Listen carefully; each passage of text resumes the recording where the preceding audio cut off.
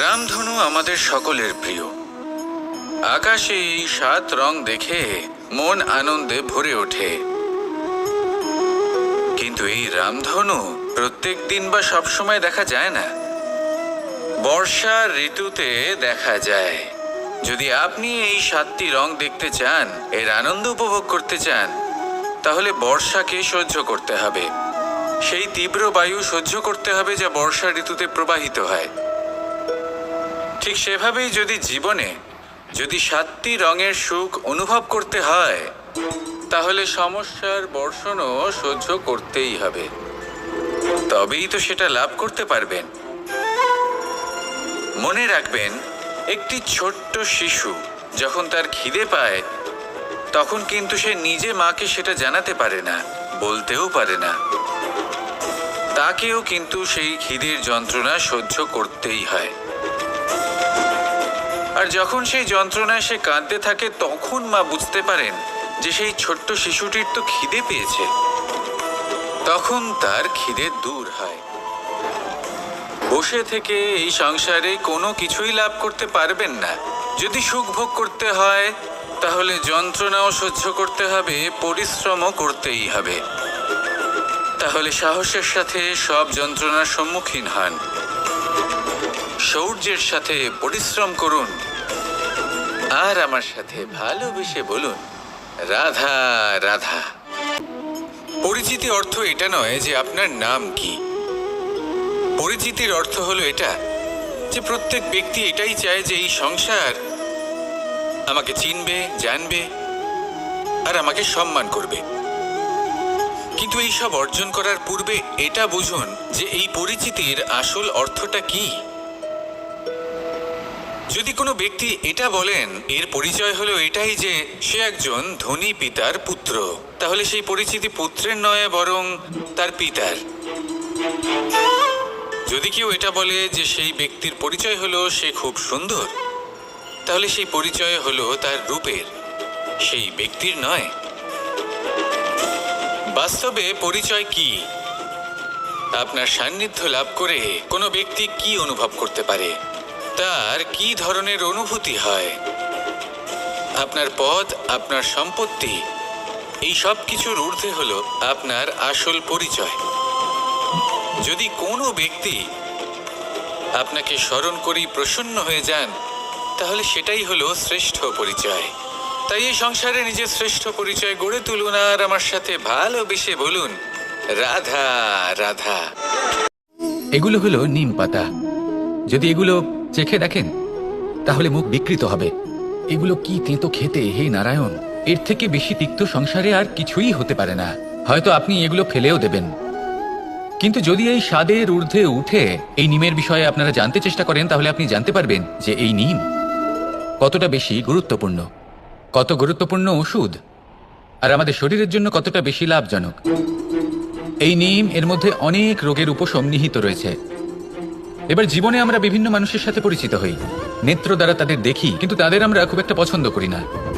সেক্ষেত্রে আমাদের কি করা উচিত? অন্তর মন দিয়ে তাদের দেখা উচিত। ওনাদের রূপ রং নয়, ওনাদের ব্যবহার, ওনাদের গুণাবলী দেখা উচিত। কারণ হতে পারে ঠিক যেমন নিম পাতা বাস্তবে খুব তেতো, কিন্তু আমাদের শরীরের পক্ষে লাভজনক, সেইভাবেই এইসব মানুষ যাদের দেখলে আমাদের ভালো লাগে না, যাদের রূপ রং আমাদের পছন্দ হয় না, হয়তো সেই মানুষগুলোই আমাদের জীবনকে পূর্ণরূপে পাল্টে দিতে পারেন। হতে পারে তাদের মধ্যে এমন ক্ষমতা রয়েছে, আমাদের সুখ, শান্তি, প্রেরণা প্রদান করতে পারেন, আমাদের দুঃখ হরণ করতে পারেন, আমাদের পথ দেখাতে পারেন। সেই জন্য যখনই কোনো ব্যক্তিকে দেখবেন, চর্মচক্ষু নয়, অন্তর্মন দিয়ে দেখবেন, রূপ রং নয়, গুণাবলী দেখবেন। মানুষকে আরো ভালোভাবে বুঝতে পারবেন, আর এই মন প্রসন্ন হয়ে বলবে, রাধা রাধা। আমি রাধাকে ভালোবাসি, আর এই কথাটা সমগ্র সংসার জানে। আর সময় অন্তরে লীলার দ্বারা, বিভিন্ন ঘটনা দ্বারা, কর্মের দ্বারা আমি নিজের এই ভালোবাসা রাধার সামনে প্রকাশ করি। এবার আপনি বলবেন, এসবের কি প্রয়োজন? রাধা কি এই কথা জানে না যে কৃষ্ণ তাকে কতটা ভালোবাসে? অবশ্যই জানে, কিন্তু এই যে ভালোবাসা, তা মনে রেখে দেওয়ার জন্য নয়, তা প্রকাশ করার জন্য।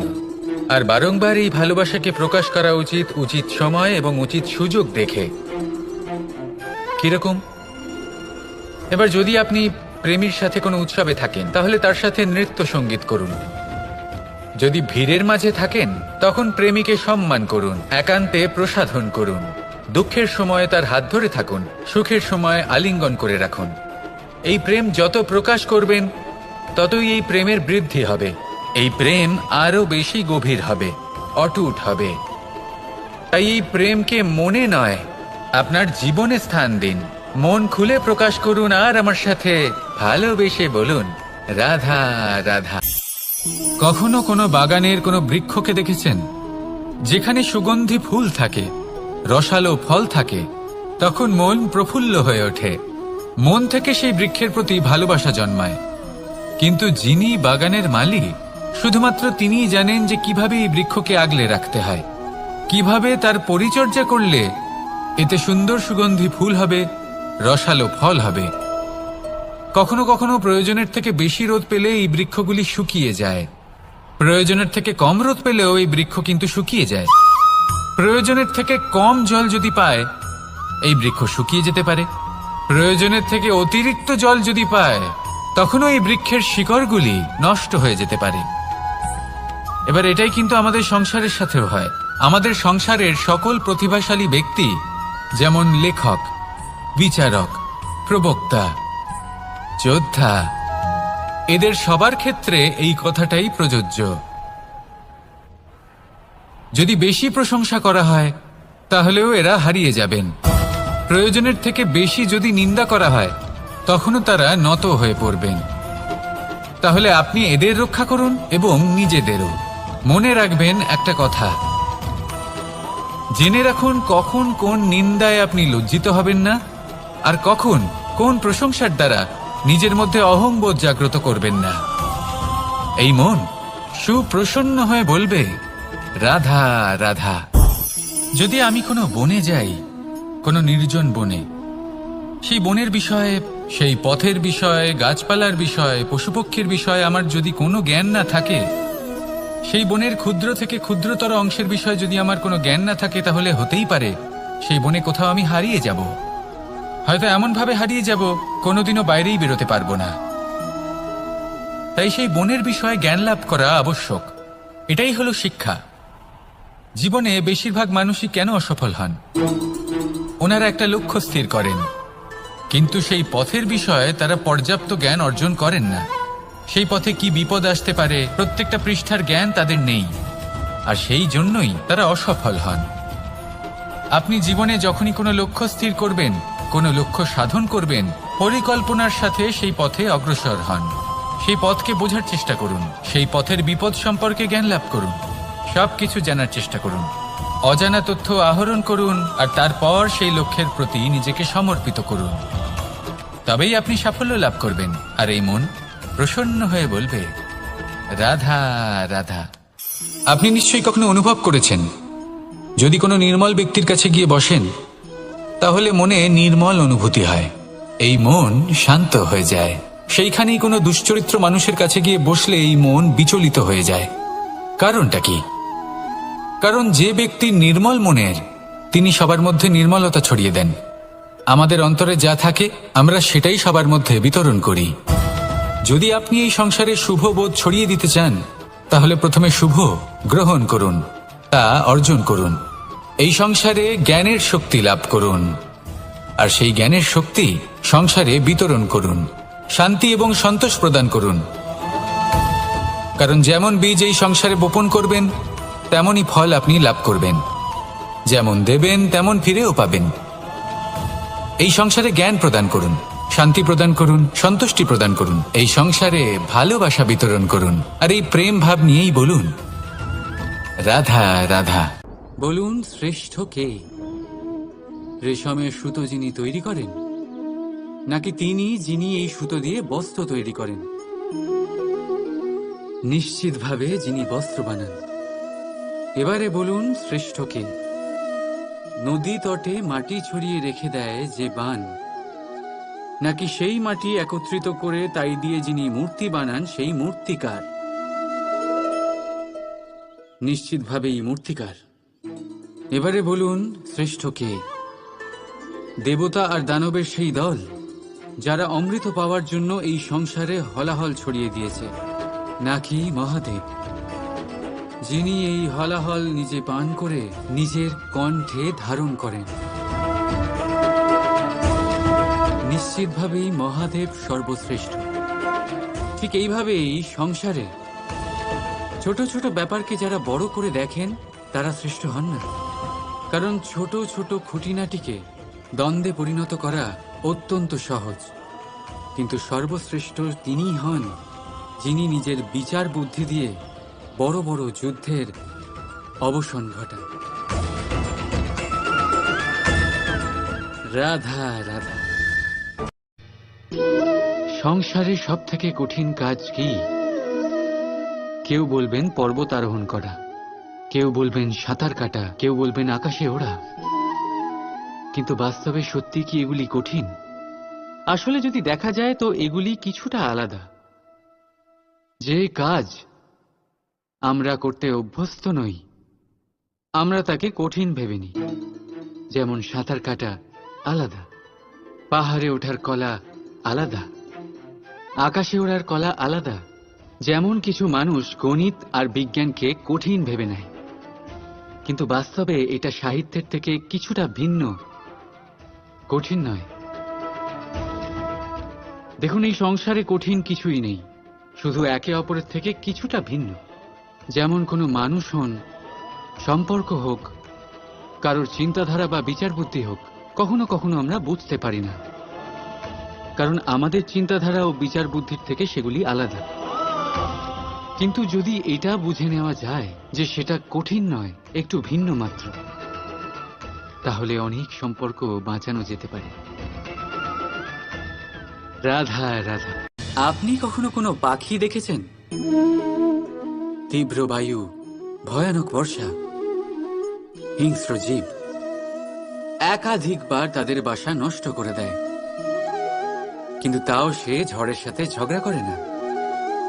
সে কখনো বর্ষাকে হিংসে করে না, আর না সে হিংস্র পশুদের ওপর প্রতিশোধ নেয়। সে শুধু স্থান পরিবর্তন করে, অন্য কোনো শক্ত ডালে আবার নিজের বাসা বানাতে উদ্যোগী হয়, আর তারপর সফল হয়ে নিজের পরিবার প্রতিষ্ঠা করে। আর তারপর কিছু মাসের মধ্যেই তার ছোট সন্তানদের আকাশে ডানা মেলে উড়তে দেখা যায়। অন্যদিকে একটি সাপ প্রহারের প্রতিশোধ নেওয়ার উদ্দেশ্যে মানুষের বসতিতে প্রবেশ করে, আর শেষে সে নিজেই মারা যায়।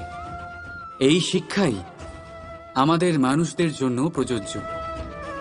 প্রতিশোধের আগুনে মানুষ স্বয়ং ভস্ম হয়ে যায়, উত্থান থেকে পতনের দিকে নিয়ে যায়। তাই যদি জীবনে উন্নতি করতে হয় তবে পরিবর্তনের চিন্তা নিয়ে কর্ম করুন, নয়তো প্রতিশোধ আপনাকে রসাতলে তলিয়ে দেবে। রাধা রাধা। ফলটা দেখছেন আপনি? এটা সেই ফল যেটা গাছের সবচেয়ে উঁচু ডালে পাওয়া যায়, কিন্তু যখন এটা খসে পড়ে তখন এটা আকাশের দিকে যায় না যা ওপরে আছে, সে যায় সেই ভূমির দিকে যে নিচ থেকে তার দিকে তাকিয়ে থাকে। কেন? কারণ এই ফলের নিজের উচ্চতার ধারণা মাটির থেকে নিজের দূরত্ব দেখে হয়। এই ব্যাপারটাই আমাদের মানুষের জন্যও খাটে। যদি আপনি সম্পন্ন হন তাহলে তাদের সাহায্য অবশ্যই করবেন যাদের সামর্থ্য আপনার থেকে কম, যাদের সাহায্যের অত্যন্ত প্রয়োজন। আপনার সামর্থ্য বেশি কারণ তাদের আপনার থেকে সামর্থ্য কম। দেখুন, জীবনে আনন্দ শুধু বড় হওয়ায় নয়, বরং তাদের সাহায্য করেও আছে যারা কোনো কারণবশত আপনার থেকে নিচে রয়ে গেছেন। আর যখন একটা ফল এই কথাটা বুঝতে পারে তখন আপনি নয় কেন? রাধা রাধা। সময় বড়ই বিচিত্র অনুভব দেয়। যখন অপেক্ষা করছেন তখন অনেক লম্বা হয়ে যায়। প্রতিটা মুহূর্ত একটা গোটা দিনের মতো মনে হয়। ঠিক সেইভাবেই যদি কোথাও যেতে দেরি হয় তখন সময় দৌড়তে থাকে, প্রসন্নতায় বয়ে যায় আর নিরাশায় থমকে যায়। আপনদের সাথে থাকলে সময়ের খেয়ালই থাকে না। শত্রুদের সাথে থাকলে সেই সময়ই খারাপ হয়ে যায়। কিন্তু এটাই কি সত্যি বাস্তব? না, সময় তো সময়ই হয়, নিজের গতিতেই চলে সে। শুধু সেই গতির আভাস আমাদের মানসিক অবস্থা অনুযায়ী বদলে যেতে থাকে। তাই এই সমস্যা সময়ের নয়, আমাদের মানসিকতা। তাই নিজেকে খুশি রাখুন, অন্যদেরও খুশি রাখুন। আগের সমস্ত ঘটনা ভুলে যান আর একটা উজ্জ্বল ভবিষ্যতের দিকে অগ্রসর হন। সময় সবসময় ভালোই লাগবে। প্রেম করুন সবার সাথে, সময় সবসময় সুখেই কাটবে। রাধা রাধা। অগ্নি জীবনে খুব মহত্বপূর্ণ হয়। এই অগ্নি, এই অগ্নি উজ্জ্বলতা হয়ে আমাদের জীবিত রাখে। কিন্তু ভাবুন, যদি এই উজ্জ্বলতা ক্রোধের অগ্নি হয়ে দিকভ্রষ্ট হয়, তাহলে কি হবে? একটা ছোট পাতা দিয়ে শুরু করে গোটা বনকে ছারখার করে দিতে পারে।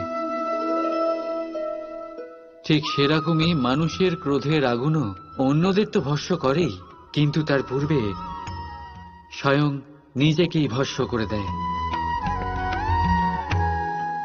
তাহলে কি করা যায়? কি করে নিয়ন্ত্রণ করা যায় তাকে? উত্তর হলো, তাতে জল ঢেলে দিয়ে, জলের মতো বইতে দিন কি। ঠিক সেইভাবে যেমন সূর্য নিজের অগ্নিকে তেজ বানিয়ে আপনার কাছে পৌঁছে দেয়। এটাই পার্থক্য সূর্যের অগ্নি আর ক্রোধের অগ্নির মধ্যে। সূর্যের অগ্নি বিচ্ছুরিত হয়ে প্রতিফলিত হয়ে আসে, আর সেই জন্যই তাকে তেজ বলা হয়। অন্যদিকে আমাদের ক্রোধের আগুনের কোনো সীমাই থাকে না। তাহলে নিজের অন্তরের শক্তিকে ক্রোধের আগুন বানিয়ে জ্বালাতে চান, নাকি উজ্জ্বলতা বানিয়ে বিস্তারিত করতে চান? সিদ্ধান্ত আপনার। রাধা রাধা।